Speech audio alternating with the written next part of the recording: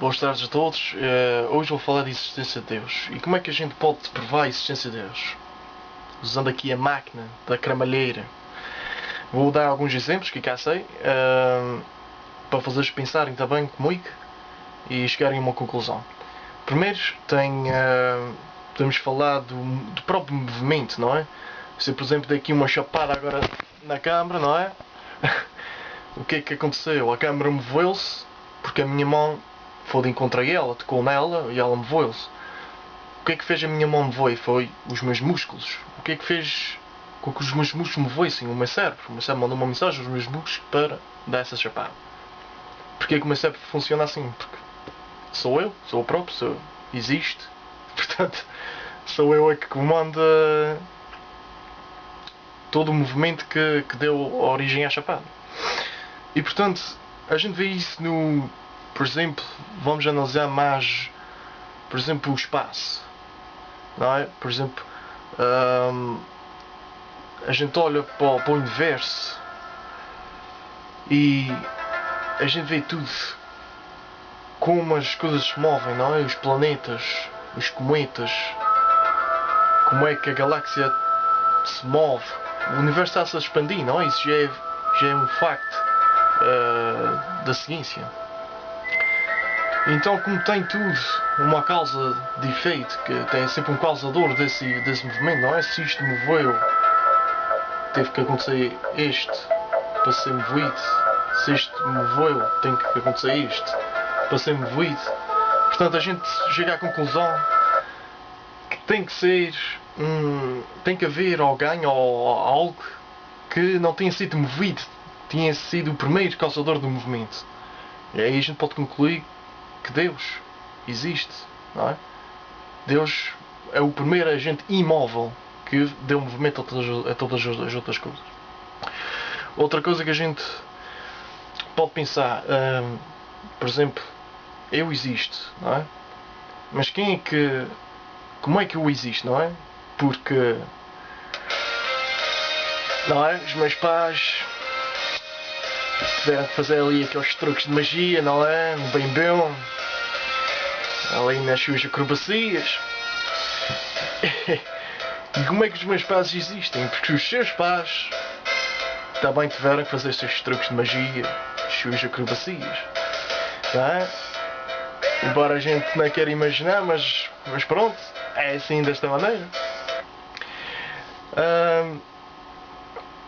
De qualquer maneira, podemos sempre ir indo sempre para trás, não é? Os pais existiram por causa dos outros pais e por causa dos outros pais, e a gente vai andando sempre para trás, vamos recuando no tempo até à formação do planeta Terra, até à formação da galáxia, até chegamos à teoria de Big Bang, que é a teoria mais aceita da comunidade científica para explicar a origem do universo. O que é o Big Bang?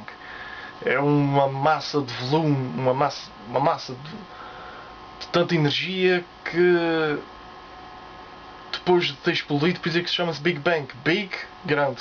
Era uma coisa muito grande.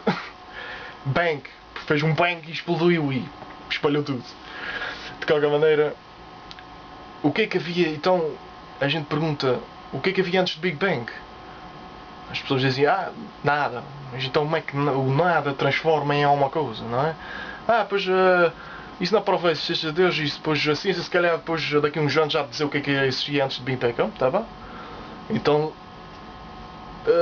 e mesmo que a ciência consiga encontrar uma resposta para antes do Big Bang, a pergunta fica sempre, e o que é que criou essa coisa? O que é que fez quem criou, não é? Quem criou o Big Bang? Quem criou tudo?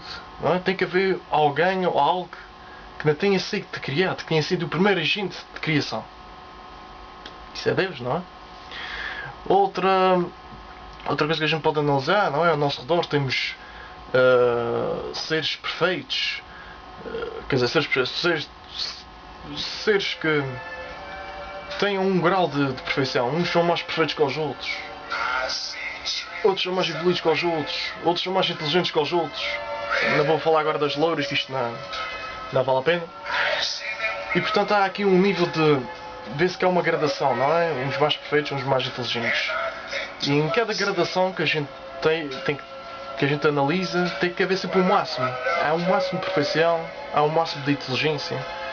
E quem é esse máximo? Quem é a perfeição máxima? Quem é a inteligência máxima, não é? Não será Deus? E assim, são estes pensamentos simples que faz-nos pensar como é que, porque é que tudo existe, para onde é que a gente vai, o que é que a gente está aqui a fazer, não é? Outra coisa, há factos interessantes agora que as pessoas, os científicos estão a analisar bastante.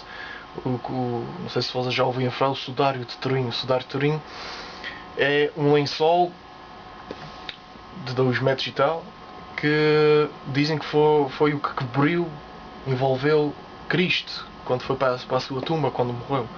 E lá está imprimido, não sei, posso dizer imprimido, não é? Com as manchas de sangue, não sei o quê, está imprimido o rosto, o corpo completo de Cristo. Dá para ver chagas nas mãos, dá para ver que ele tinha uma coroa de espinhos, por vê-se tudo lá furado e vê-se que houve sangue que saiu da testa. Tem nos pés as chagas, tem no lado, vê-se que houve um grande derrame por causa da lança, não é? De soldado. Vocês podem investigar isso, que eu depois vou pôr o link por baixo deste vídeo e vocês podem ver isso concretamente, as várias explicações, as várias coisas que os estudiantes têm achado. E eles dizem mesmo que na tecnologia que a gente temos hoje, não podemos conseguir imprimir aquela imagem. Há ali umas particularidades, agora não posso falar porque também